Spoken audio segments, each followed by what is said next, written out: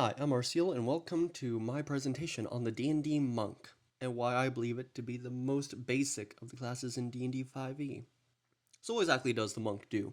Monks in real life are sort of like priests of certain faiths or philosophies. I'd akin most of it more to philosophies than faiths, but that's nitpicking.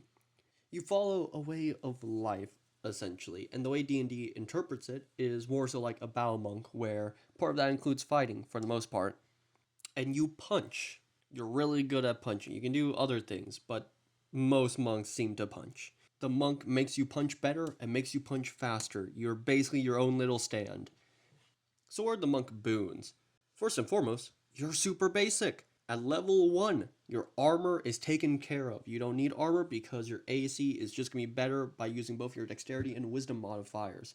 Moreover, you don't really need to worry about equipment because you can also just punch your way through instead of needing to use weapons.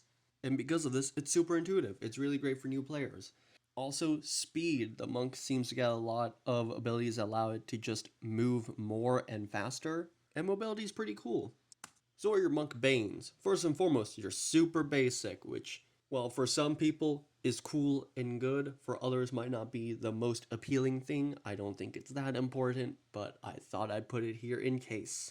And you plateau hard. You don't really have that many great high-level abilities. Gee, a lot of classes seem to have that problem. Very front-loaded. A lot of the classes in D&D. Yeah. So, getting onto your subclasses, first and foremost, you have the Monk of the Open Hand. This is your basic punchy punch McPunch person monk. You punch really well. You use your fist very well. It is your main weapon. Next up, we got the Monk of the Four Elements.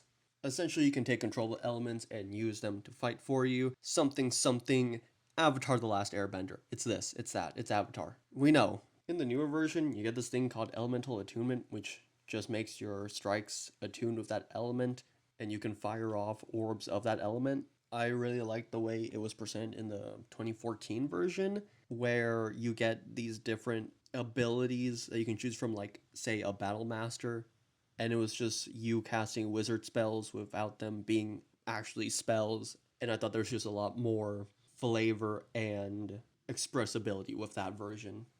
Next up, we got the Shadow Monk. You're edgy, totally not a rogue monk who blends into the shadows and is like a ninja.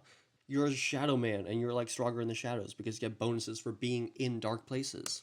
Next up, we have the Mercy Monk. You wear this weird sort of like plague doctor mask and you're sort of a healer and a doctor. If you need a cleric and you don't have a cleric, well, here you go. And it gets to the point that somehow at higher levels you can just resurrect people with your fists, I guess. Next up, we have the Drunken Master Monk.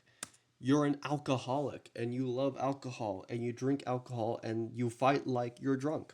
And this gives you a lot of weird abilities and bonuses. I can't really condense all of the abilities into a point because they're not very cohesive, but you gotta do goofy things, and doing goofy things is fun, so yeah.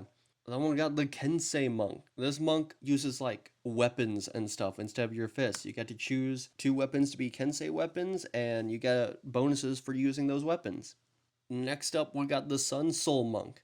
Fire, light, all that kind of stuff. That's what you're about. You're like the light cleric, where a bunch of your abilities just have to deal with radiant damage or blinding people or causing fiery stuff to happen. Next up, we got the Astral Self Monk. You do this funny, weird thing where you get to make this sort of spectral copy of you and get little bonuses depending on how much of it you can make.